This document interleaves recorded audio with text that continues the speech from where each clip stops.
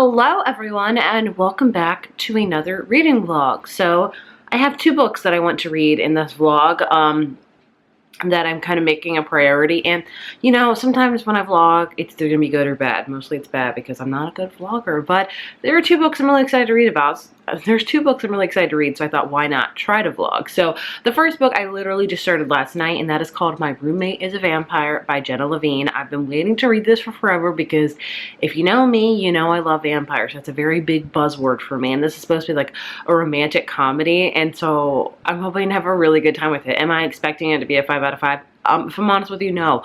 I'm expecting just to have kind of a funny, just kind of silly type of vibe, so hopefully it'll deliver on that front. And the other book I'm planning to read is Alice Feeney's new book, Good Bad Girl. This one comes out, I forget, it comes out this month. I forget if it's early in the month or later in the month. And if somehow I finish these two, we'll see what I read from there. I have a lot on my August TBR that I really want to read, such as Family Lore by Elizabeth Acevedo. That's one. Another one is, I think of my other ones I want to read. They're on my Kindle.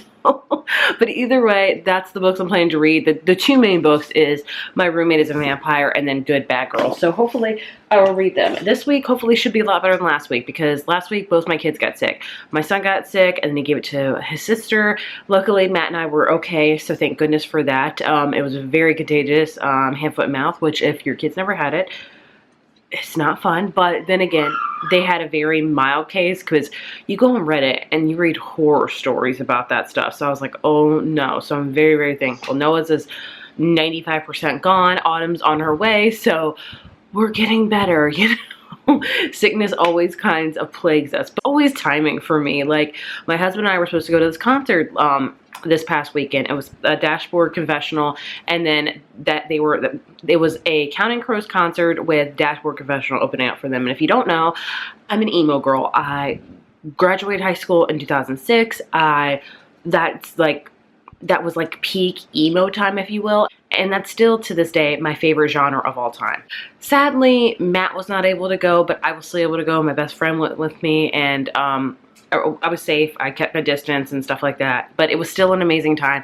Dashboard Confessional is my favorite band of all time. They are emo, they're amazing, and I love them so much.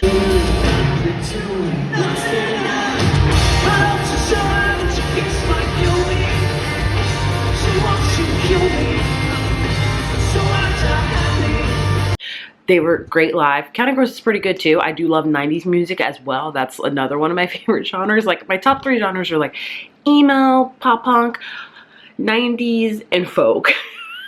That's all I listen to. That's literally all I listen to.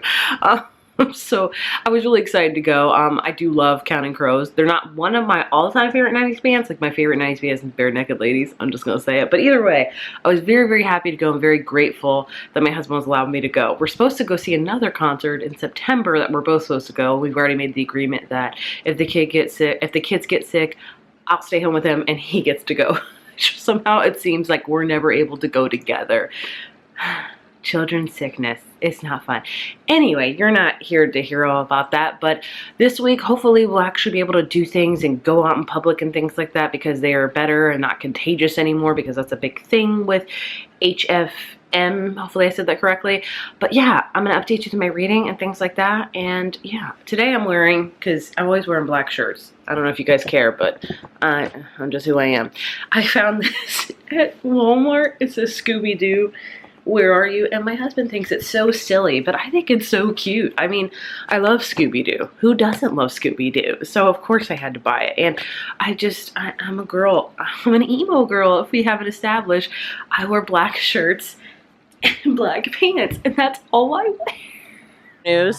Remember in my last vlog I showed you that my husband built this brand new place swing set. We are now building a fort. This will be going, you'll have to envision it, so it takes a while to build. This bottom thing will be where they can walk in. There'll be windows on each side, and then there will be a ladder that goes up and then a slide that comes down, and then the top will be covered by, like, surrounded by, I guess I should say, like kind of fence so they can't fall, but it's tall, but like I said, it's gonna grow with him, it's gonna grow with her, will remain safe. But honestly, it's gonna be cheaper to build this instead of buying it, because if you don't know, playsets are freaking expensive as mess. So right now he just put cement, and he has to put more cross beams in it, and then I think he'll put the floor in, and I don't know. Will he make progress this week on it? I don't know. It always depends on what our kids are doing. So just want to show you the update, because we are always doing projects around here. You ever have one of those days where it's just like go, go, go, go, go, busy, busy, busy? That was today for me. It always seems to fall on a Monday, and always seems to be like one day a month. That's just like the epic, like, day of all days where everything has happened that day. But once a year it all falls on the same Friday. That's today. I call it the perfect storm. I'm tired. I'm just going to run you through it, because why not? Because I got to document it, I guess.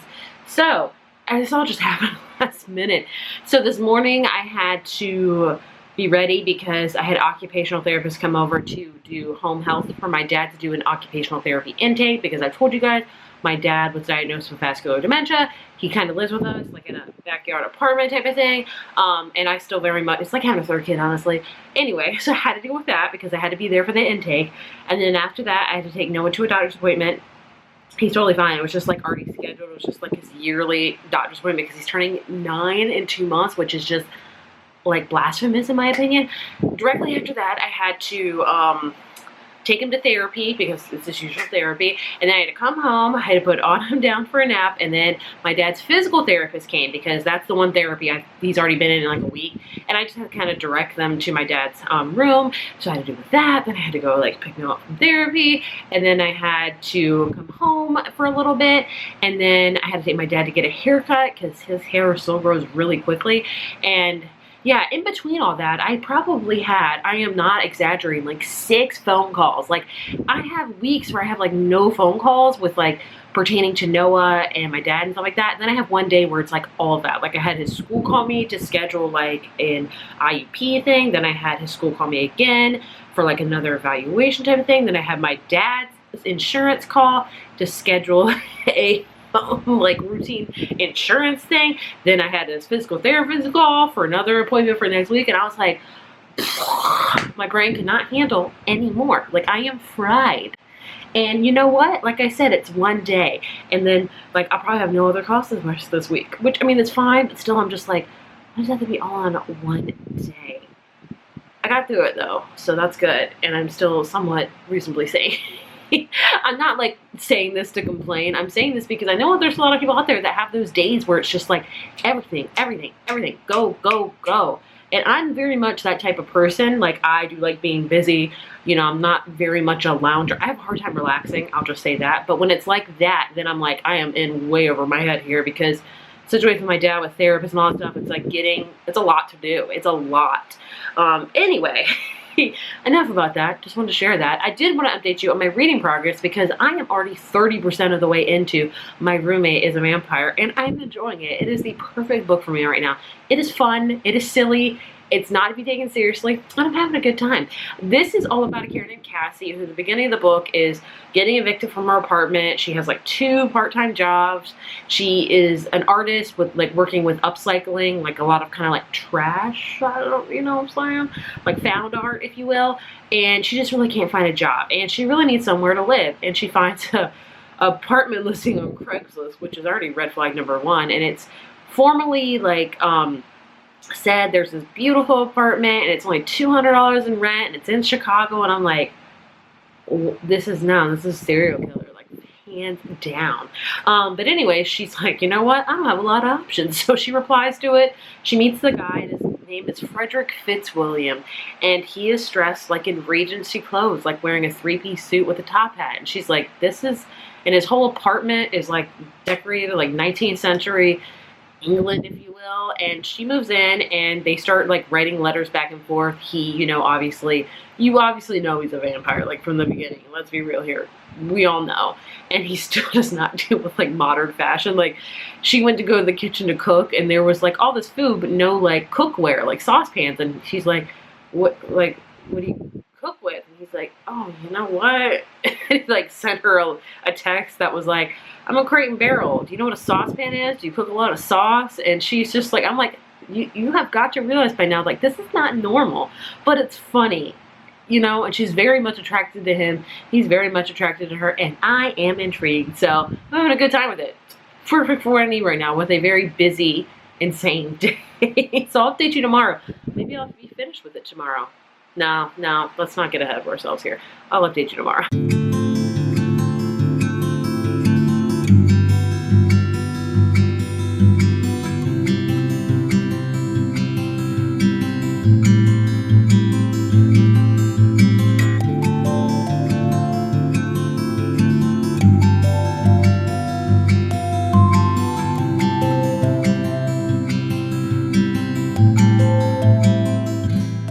Oh gosh, I wish I could look better. I really do. My hair is dirty.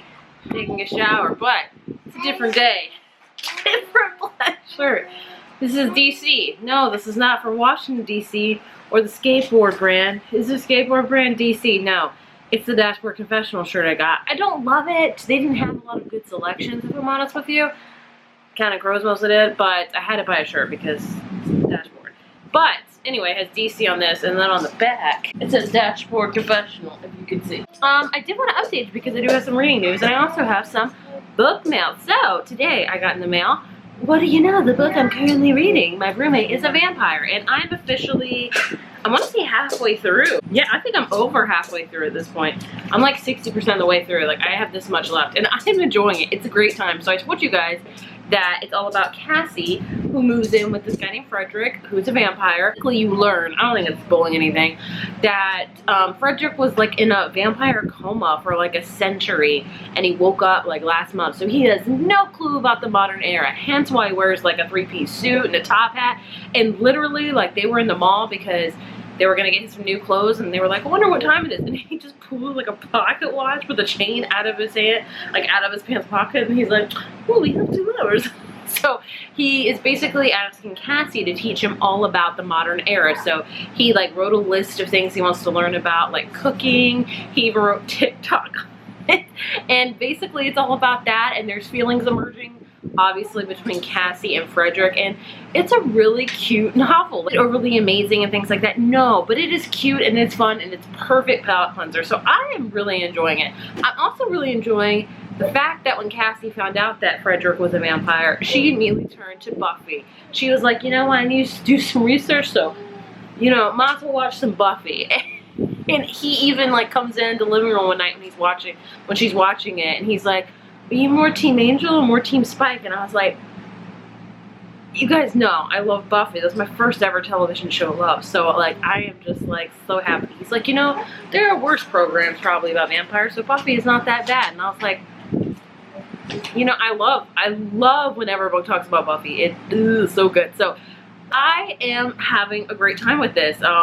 Yeah, I'll probably will finish it tonight, honestly. I'm going to really try to because I'm just enjoying it so much. So, like I said, I got this in the mail, and that's from Berkeley, who I love. They also sent me 2 other books. One is With Love from Cold Worlds by Allison Thompson. Now, and the other one they sent me is The Love Plot by Samantha Young. She writes a lot of clean romances.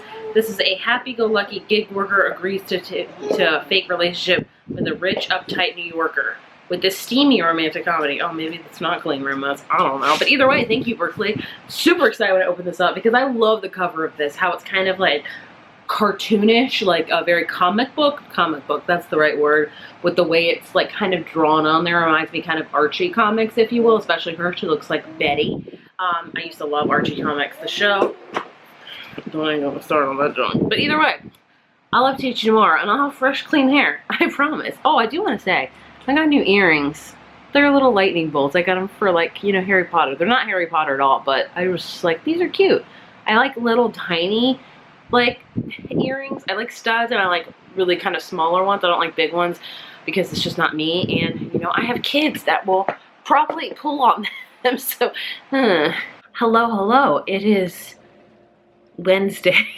I don't think I even put the dates on my vlogs anymore, so I don't know why I said that. But either way, last night I finished My Roommate is a Vampire, and I had a great time with this. I told you guys it's been a stressful few days for me and I needed a light, fun book, and this was it. So I've told you all about it. It's about Cassie who moves in with a vampire. Things kind of go from there. She has to teach him about the modern day, and it is fun. Overall, I would give this book a 4 out of 5. I really wanted to think about it and maybe give it a 5 out of 5, and I was like, no, I wasn't quite in love with it as much as I were other vampire books, but still, it was such a fun time. I would say if you just want a fun, quirky, somewhat steamy, I believe it had 2 kind of steamy scenes, vampire book, this is a great one. I'm very excited that I enjoyed it too, because this was probably one of my most anticipated, because you guys know vampires. So the fact that I liked it is just like such a breath of fresh air for me, because I think I'm just so harsh on vampire books. Buffy, you know, but I had a good time with this. If you just want a good time, it doesn't have a lot of vampire explanation, you know, some of the like the big the big like finale, like what am I trying to say here, like the, not a fight, but kind of the big I don't know what the word is, the big plot point in the very back of it was very quirky, did not make a lot of sense, was over quickly, like there was turmoil and it happened very fast, and I was like, oh, okay, but you know what, it kind of fits the tone with the book. It's just kind of silly vampire fun. Now I'm moving on to my physical book, and I left it outside and that is Alice Feeney's books Good Bad Girl. Fingers crossed I'll like it. I'll update you when I have something to update you with.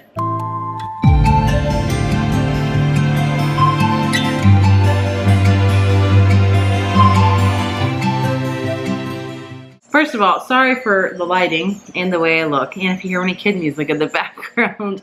I do want to do a quick update. I say quick because I haven't read that much, I know, of Good Bad Girl. I am on page, oh actually I'm on page 90, so that's actually not that bad. This is a pretty short book. It's like 300 pages, like maybe 305.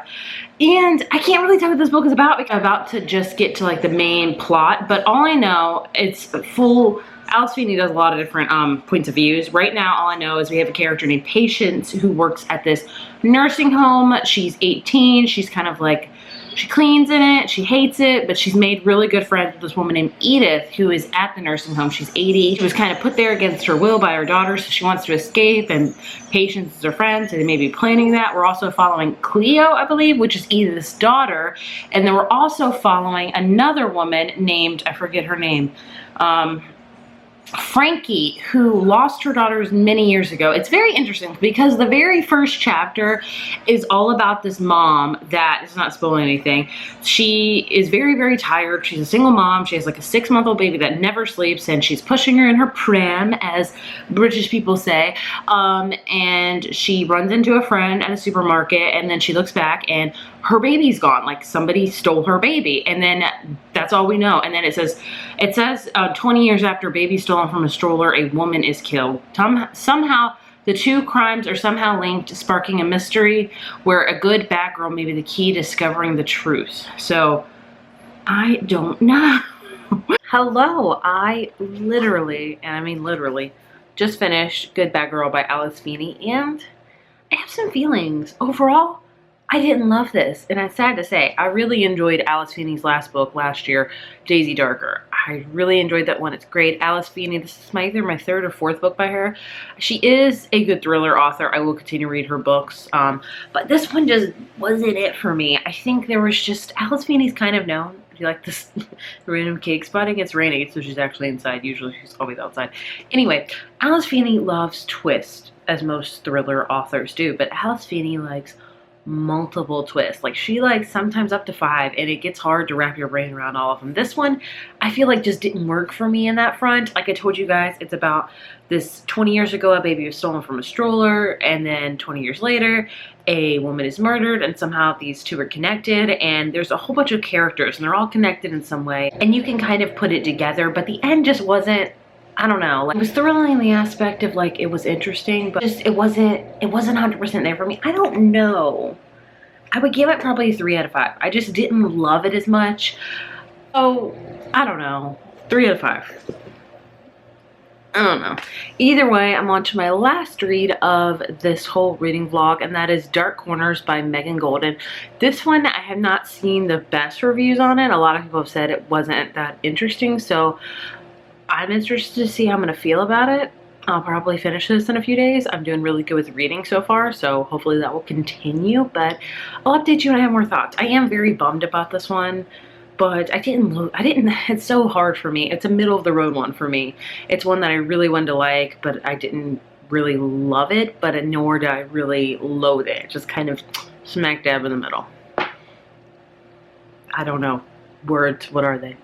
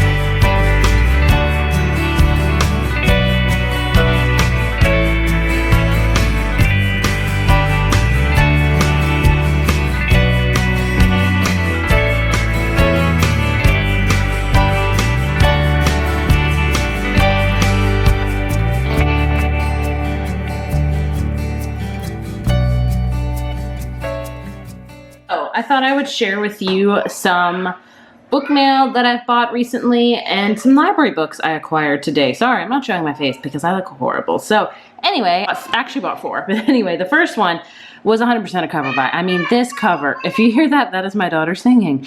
It's Done and Dusted by Lila Sage. It's like a Western, but I mean, look how, it's just like so vintagey and stuff like that. She's off limits, but he's never been good at following the rules. I just know it's like a Western romance, and the cover sold me, and I am a cover, yes, that's me. And the other 2 I bought because I really have been wanting to read them for a while. My library does not have them. Half a Soul by Olivia Atwater. This is like a cozy type of fantasy. Whimsy, but never frivolous. Sweet, but not sugary. I loved it. That's a blurb right there. Again, I've heard it's like a cozy mystery. Not a cozy, but like a cozy fantasy, if you will. Kind of on the same veins as maybe like,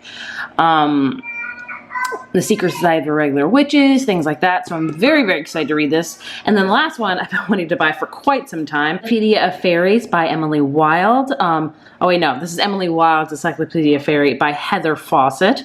We have the same name, I should know. But this is actually like, this is the hardback. There's no dust jacket, which I love.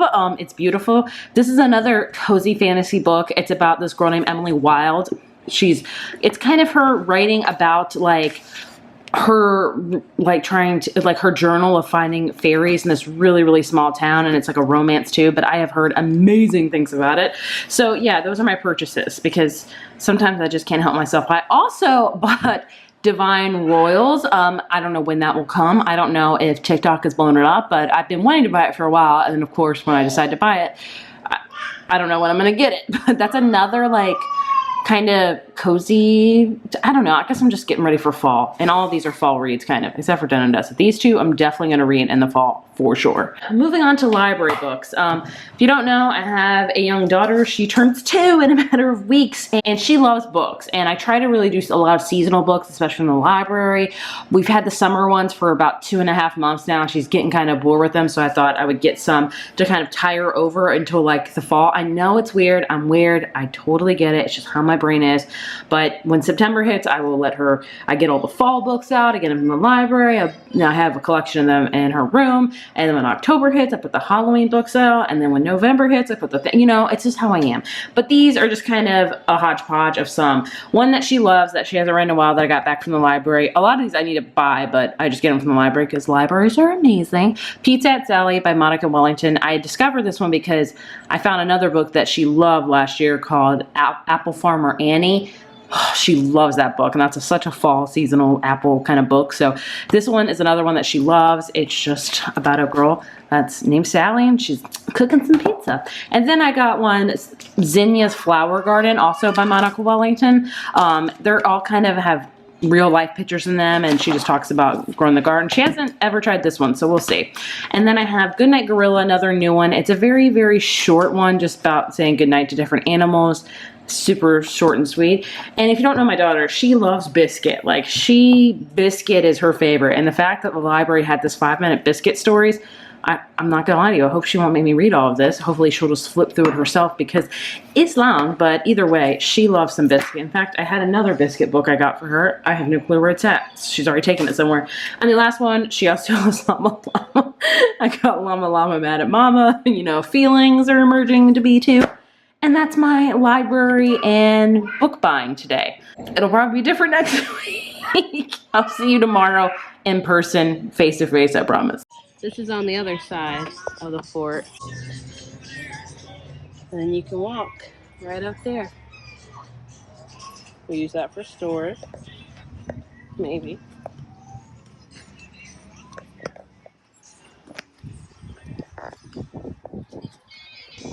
This is what it looks like. This right here will go away when our slide comes in the mail.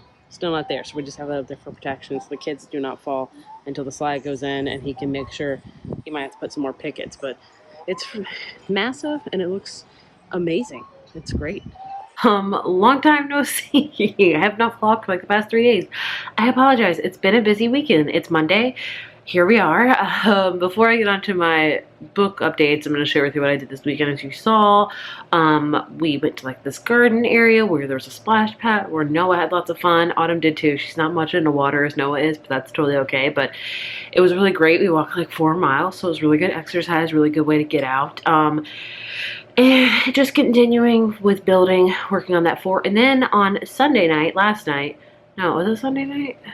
No, Sunday night. Today's not Monday. Today's Tuesday. Matt and I saw Oppenheimer, which we were really excited about because my husband's a very big historical movie guy, especially war movie. Like, he loves it. And I had to say, it was good. I don't think it was mind-blowing, as some people said, but take that from someone that's not very studious when it comes to films. Like, I'm not like a very good movie reviewer. I will say this. Christopher Nolan can make a visually stunning movie. That movie visually was beautiful. Soundtrack beautiful. Acting out of this world. But overall, I think it just wasn't for me. I just think it was a little bit too complicated, but that's Christopher Nolan. Like, kind of reminded me of the way I felt about Interstellar, which is a great movie. I did really enjoy it. The visuals, again, stunning. Soundtrack, stunning. Acting, stunning. But man, oh man, have I never felt more stupid than when I watched Interstellar. I'm not trying to be like, I'm an idiot, but when it comes to sci-fi and stuff like that, like when the big plot twist, happens at the near end, and that whole scene, I was like, confused emojis. That was me the entire time with that scene. And with Oppenheimer, I really felt that, especially with the way it kept kind of going in different timelines. It wasn't a very linear, chronological movie, but it just, I don't know, it just wasn't for me. It's like a movie with a lot of Christopher Nolan movies I watch once and I'm good. Like, I watched Interstellar once. I may watch it again later. I kind of have an inkling to right now, and that might be my second viewing. But Oppenheimer was intense. It was sad. It was a lot of things, but I will expect it wins a lot of awards. Yes, I do, with good reason. But it just wasn't for me, and it was just very intense. So I don't know, take that with what you will, with a somewhat movie fan. Like, I do love movies, but I'm just not like a movie buff as other people are. I don't know. Anyway, I did finish now. Dark Corners by Megan Golden, and I have not updated you at all. I just kind of was like, I'm just gonna read it and I'm gonna finish it and I'm gonna update you now. So here we are. Overall, I liked it. I didn't love it. Like I told you guys, this is the sequel to her book, The Night Swim, which I love. I do own it. It's actually being lent out to a friend right now. But what's great about this series is that you don't have to read the first book at all to know. You don't have to read the first book at all. It's not really connected in any ways. You can read them separately. It's not going to affect anything. It doesn't spoil anything from the first book. But basically, this whole series is about a character named Rachel Crawl. I think that's her name.